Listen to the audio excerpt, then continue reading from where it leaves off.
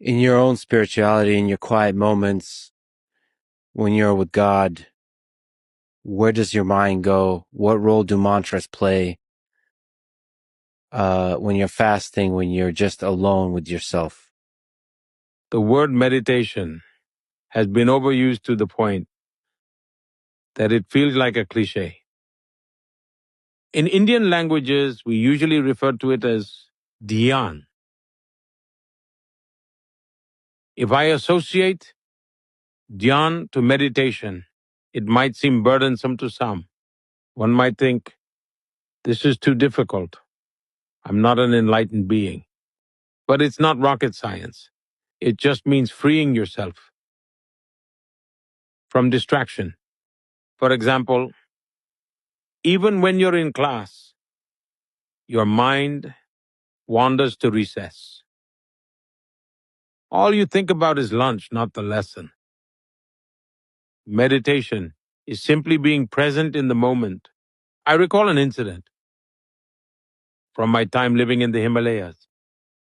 There I encountered this wise sage. He taught me a simple, practical technique. It was nothing spiritual. There are several little streams in the Himalayas. He positioned a large leaf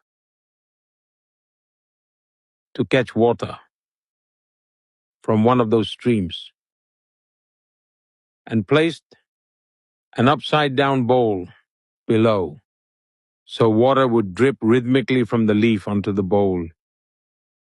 He asked me to focus only on the dripping water, ignoring all other sounds.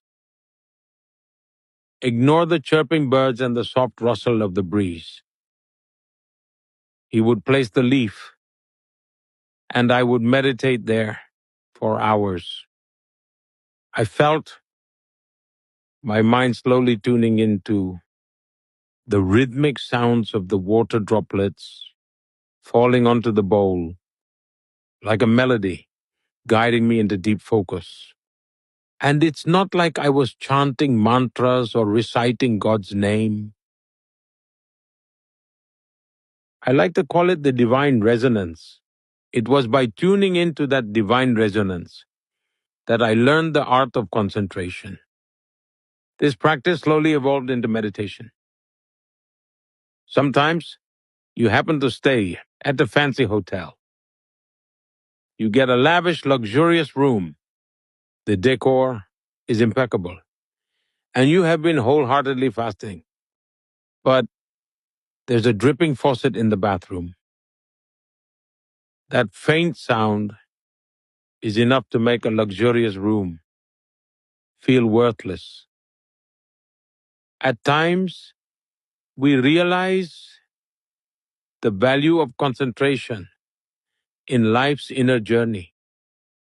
We come to appreciate the difference a little bit of concentration can make. One very interesting concept comes to mind from our scriptures. Since we spoke about life and death, I would like to quote a mantra. Om Purnamadam Purnamidam Purnatma Purna Madochyate. In other words, all life is part of a complete circle. And this mantra emphasizes the path to achieve that completeness. Similarly, Hindus never focus solely on individual well-being. Sarve bhavantu sukhina, sarve santu niramaya. In other words, we wish for the well-being and prosperity of all. Sarve bhadrani paschyantu, ma kaschid dukh bhag bhavet. This mantra encompasses the idea of universal well-being and prosperity. And you know how this mantra ends? Om Shanti Shanti Shanti. Every Hindu mantra ends on the same note. Peace, peace, peace. These ancient and powerful rituals born in India have emerged from thousands of years of the spiritual practice of sages. They connect us to the essence of life. Shanti, Shanti, Shanti. Uh, Thank you for this honor. Thank you for this incredible conversation. Thank you for welcoming me to India. And I can't wait to break the fast with some Indian food tomorrow. Thank you so much, Prime Minister. This was an honor.